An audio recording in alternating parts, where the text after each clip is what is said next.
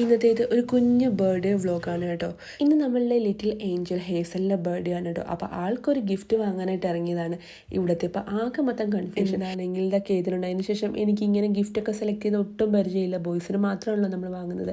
എന്താണെങ്കിലും ഗിഫ്റ്റൊക്കെ പാക്ക് ചെയ്ത് വീട്ടിലേക്ക് വിട്ടു. ഇനിയിപ്പോൾ നമ്മളിതാ ഹേസലിൻ്റെ വീട്ടിലേക്ക് പോകാൻ കേട്ടോ. കേതിനും എൻ്റെ കൂടെ ഉണ്ട്. എന്താണെങ്കിലും ഇതൊരു വലിയ ബർത്ത്ഡേ ഫംഗ്ഷനൊന്നുമല്ല, കുട്ടികൾക്ക് മാത്രമുള്ളൊരു ഗെറ്റ് ടുഗദറാണ് കേട്ടോ.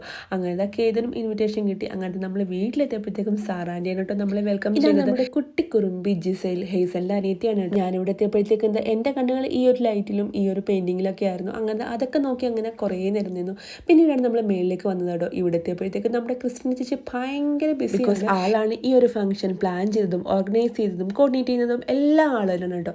അതുകൊണ്ട് തന്നെ ആള് ഭയങ്കര തിരക്കായിരുന്നു. അവിടെ ബിസി ആയിട്ട് ഓടിക്കൊണ്ടിരിക്കുകയാണെങ്കിൽ ഞങ്ങളൊക്കെ ഇവിടെ എല്ലാം റെസ്റ്റ് എടുത്തിരിക്കുകയായിരുന്നു കേട്ടോ. സാറാൻ്റെയും ചേച്ചിയുടെ ഫ്രണ്ടും പിന്നെ ഇതാ ജിസൈലാണെങ്കിൽ ക്ഷീണിച്ച് വന്നിരിക്കുകയാണ്. ഇതാണ് കേട്ടോ ക്രിസ്ത്യൻ ചേച്ചി. ഇതാണ് റിയ. ഞാൻ ബാംഗ്ലൂർ വന്ന് ആദ്യം പരിചയപ്പെടുന്നൊരു മലയാളി എന്ന് പറയുന്നത് നമ്മുടെ നെയ്ബറായിട്ടുള്ള സാറാൻ്റെ ആയിരുന്നു കേട്ടോ. അങ്ങനെ സാറാൻ്റെ വഴിയാണ് നമ്മൾ ഈ ബർത്ത്ഡേ ഫംഗ്ഷൻ വരെ എത്തിയത്. സത്യം പറഞ്ഞാൽ നമുക്ക് എന്ത് ഡൗട്ട് ഉണ്ടെങ്കിലും, അതിപ്പോൾ സ്കിൻ കെയർ ആണെങ്കിലും ഹെൽത്ത് കെയർ ആണെങ്കിലും എന്തിനും നമുക്ക് അടുത്തുള്ള നല്ല നല്ല ഷോപ്പുകളെ കുറിച്ചാണെങ്കിലും എന്തിനും ഡൗട്ട് ചോദിക്കണമെങ്കിൽ ആൻറ്റിയോട് ചോദിച്ചാൽ മതി കേട്ടോ. ആൻറ്റിയുടെ കയ്യിൽ എല്ലാത്തിനും ആൻസർ. അങ്ങനെ നമ്മൾ ലാസ്റ്റ് കേക്കെല്ലാം എന്താ സെറ്റ് ചെയ്തുകൊണ്ടിരിക്കുകയാണ് കേട്ടോ.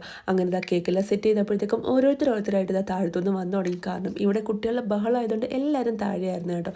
അങ്ങനത്തെ ചേട്ടനെത്തി, അങ്കിളെത്തി. അങ്ങനെ നമ്മളെല്ലാവരും കൂടെ കേക്ക് കട്ട് ചെയ്യാൻ പോകണം കേട്ടോ. ഹേസലിൻ്റെയാണ് ബർത്ത്ഡേ എങ്കിലും ഇതുവരെ നമ്മൾ ആരും ഹേസലിനെ സത്യം പറഞ്ഞാലും ഞാനും ഇപ്പോഴാണ് കേട്ടോ ആളെ ഒന്ന് നേരിട്ട് കണ്ടത്. ആള് ഭയങ്കര എൻജോയ്മെൻറ്റിലായിരുന്നു. ആളുടെ ഫ്രണ്ട്സൊക്കെ ഉള്ളതുകൊണ്ട് തന്നെ ആളെ കിട്ടുന്ന പോലും ഇല്ലായിരുന്നു കേട്ടോ. എന്താണെങ്കിലും ഇതാണ് നമ്മളുടെ ബർത്ത്ഡേ ഗേൾ ഹേസൽ. അങ്ങനത്തെ കേക്കൊക്കെ കട്ട് ചെയ്ത് ആളിത എല്ലാവരെയും വായി വെച്ച് കൊടുക്കാൻ കേട്ടോ. ആദ്യം എന്താ പപ്പയ്ക്ക് കൊടുത്തു, അതിനുശേഷം എന്താ അനിയത്തിക്ക് കൊടുത്തു, അതിനുശേഷം എന്താ അങ്കിളിനും ആൻറ്റിക്കും ഒക്കെ വായി വെച്ച് കൊടുത്തു. സത്യം പറഞ്ഞാൽ ബർത്ത്ഡേ എന്ന് പറഞ്ഞാൽ അതിൻ്റെ മെയിൻ ആയിട്ടുള്ളൊരു പ്രോഗ്രാം എന്ന് പറഞ്ഞാൽ ഈ കേക്ക് കട്ടിങ് ആണല്ലോ. അത് കഴിഞ്ഞാൽ പിന്നെ നമ്മളെല്ലാവർക്കും ബൈ ബൈ പറഞ്ഞ് പിരിയുമല്ലേ. എന്നാൽ ഇവിടെ വേറൊരു ട്വിസ്റ്റ് ഉണ്ട് കേട്ടോ. ഇവിടെ നമ്മൾ കേക്ക് കട്ടിങ് എല്ലാം കഴിഞ്ഞ് പിരിയുന്നില്ല. നമ്മളിതാ എല്ലാവരുമായിട്ട് എൻജോയ് ചെയ്യാൻ പോകാൻ കേട്ടോ. അതിൽ മെയിനായിട്ട് ഇതാ കുട്ടികളായിരുന്നു എൻജോയ് ചെയ്തത്. അവർക്ക് വേണ്ടി ഇതാ പാട്ടൊക്കെ ഇട്ട് എല്ലാവരും ഭയങ്കര ഡാൻസാണ് കേട്ടോ. ഇതിനിടയ്ക്ക് ചേച്ചി ഒരു ചെറിയ ഗെയിമും കൂടെ പ്ലാൻ ചെയ്തിട്ടുണ്ടായിരുന്നു. സോങ് സ്റ്റാർട്ട് ചെയ്യുമ്പോൾ എല്ലാവരും ഡാൻസ് ചെയ്ത് തുടങ്ങും കേട്ടോ. സോങ് നിർത്തുമ്പോഴത്തേക്കും എല്ലാവരും പെട്ടെന്ന് ഫ്രീസ് ആവുന്നു. പെട്ടെന്ന് ആരാണോ ഔട്ട് ആവുന്നത് അവർക്ക് വേണ്ടി ഒരു ബലൂൺ കൊടുക്കും. ആ ഒരു ബലൂണിനകത്ത് നമ്മളിതാ ഒരു പേപ്പർ വെച്ചിട്ടുണ്ട്. ആ പേപ്പറിൽ എന്ത് ടാസ്ക്കാണ് തന്നിരിക്കുന്നത് ആ ഒരു ടാസ്ക് അവർ ചെയ്യണം. അങ്ങനെ ആദ്യം തന്നെ നമുക്ക് നറുക്ക് വീണ്ടും നമ്മുടെ ഹേസൽ തന്നെയായിരുന്നു. അങ്ങനെ എല്ലാവരും അടിപൊളിയായിട്ട് ടാസ്ക് ഒക്കെ ചെയ്തു കേട്ടോ.